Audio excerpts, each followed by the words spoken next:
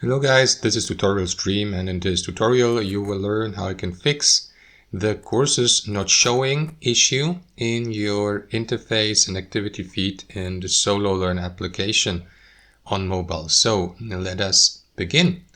In the first step, launch the SoloLearn application. So let me do that here on my Android phone. Next, you will need to access your account settings. To do that, tap into these three lines in the top left and tap into settings.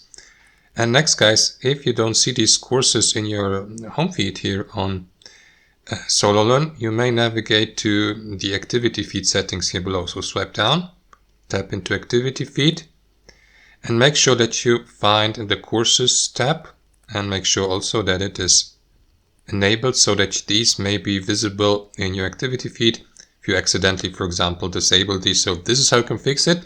Please let us know in the comments down below, guys, if this worked for you. Hope you enjoyed it, and until next time.